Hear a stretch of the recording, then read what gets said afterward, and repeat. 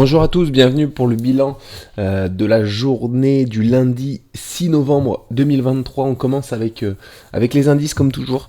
Alors on a fait une séance où on s'est stabilisé sur le SP500. On est toujours aux approches du gap qui n'a pas été comblé et qui devrait faire office de grosse résistance.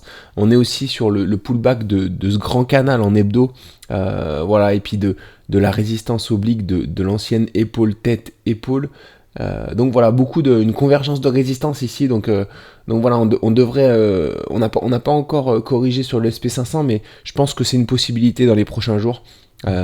Pour le Nasdaq, pareil, le Nasdaq, on est sur cette résistance oblique ici, qu'on est bien venu retester, donc maintenant on devrait un peu corriger. Je vois mal cette résistance casser d'un coup, c'est une possibilité aussi, hein, mais je la vois mal casser d'un coup, d'autant plus qu'on est sur des résistances un peu sur tous les indices.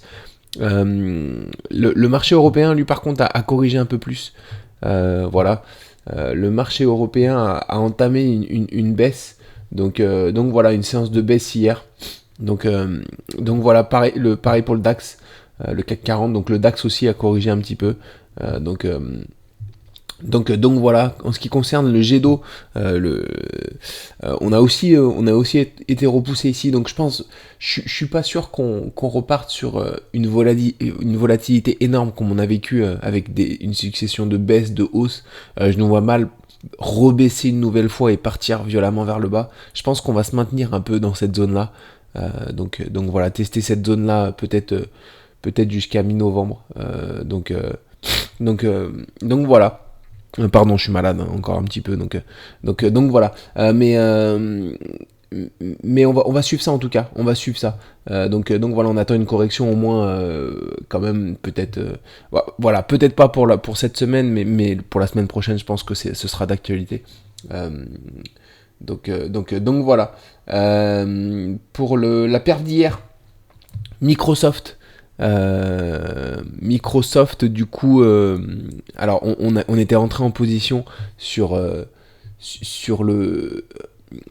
un biseau descendant ici. Voilà, on avait un biseau descendant sur lequel on était rentré en position. On avait validé aussi l'objectif de ce triangle d'élargissement ici, comme ça, avec une ligne de coup horizontale et voilà, et une résistance oblique vers le haut. Donc l'objectif était ici, on l'a parfaitement rempli. On est venu faire un biseau descendant qu'on a cassé par le haut ici, pardon. On a cassé par le haut. Maintenant on est pas loin des R3. On a sécurisé notre position. On va essayer de suivre la tendance. L'objectif de ce biseau, c'est des plus hauts, c'est au-dessus du R3, R3,5.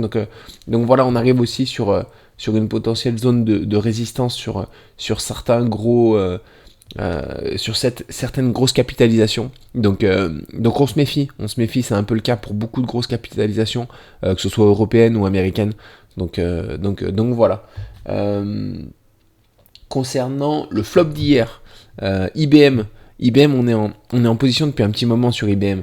Donc voilà, mais c'est vrai qu'elle a du mal à partir vers le bas. On avait une épaule, tête et petite épaule qu'on avait cassé par le bas. On était venu faire un pullback et on s'était mis en position là-dessus.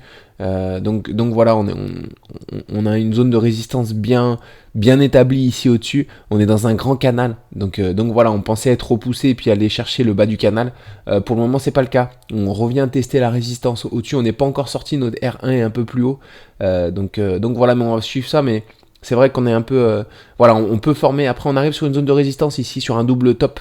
Donc ici, on peut former un retournement et partir vers le bas. Donc voilà, c'est pas encore un trade perdu en tout cas. Donc voilà, mais c'est vrai qu'il est mal engagé pour le moment. Donc voilà. Concernant le short du jour. Alors, pas d'achat aujourd'hui parce que c'est vrai que certes il y a quelques opportunités d'achat, mais pas beaucoup, et surtout je pense que le marché va corriger, donc je calme les achats. Par contre j'essaye d'enclencher pas mal de shorts parce que c'est le moment, et parce que il faudra pas enclencher les shorts quand on sera revenu sur ces zones là, si jamais on y revient, donc voilà, ou ici. Donc voilà, c'est le moment d'enclencher les shorts. Donc c'est le cas sur LVMH qui m'avait fait une belle perf récemment. J'étais rentré vraiment... ici, j'étais rentré ici. On était sorti ici, donc ça nous avait fait un beau trade.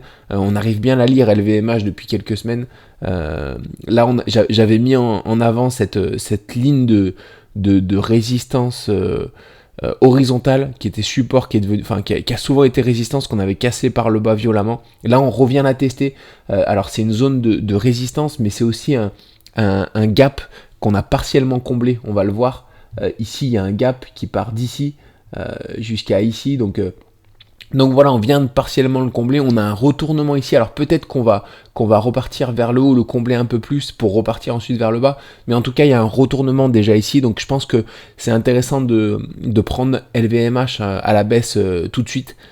Donc voilà, je pense qu'on devrait rapidement, si jamais on est déclenché, on devrait atteindre au moins ces niveaux-là, les plus bas récents, et puis ensuite pourquoi pas aller chercher bien plus bas. Voilà, au moins ici, donc voilà, enfin au moins ici, non, déjà dans un premier temps ici, et puis pourquoi pas ici ou ici ensuite, donc voilà, en tout cas, il y a un short à tenter sur LVMH qu'on arrive bien à lire ces derniers temps, hein, donc voilà, on peut dire un peu qu'on est dans son cerveau, bon on s'enflamme pas, parce que c'est vrai qu'on se prend parfois des retours un peu violents, mais voilà, quand on arrive à maîtriser une action, c'est bien à y voir clair en tout cas dans une action, c'est bien de continuer à l'exploiter en tout cas. Donc voilà, et c'est le cas pour LVMH, donc on va continuer à l'exploiter. Voilà, du coup c'est tout pour aujourd'hui, et on se retrouve demain matin pour le bilan de la journée de Smarty. Bonne journée à tous, à très vite.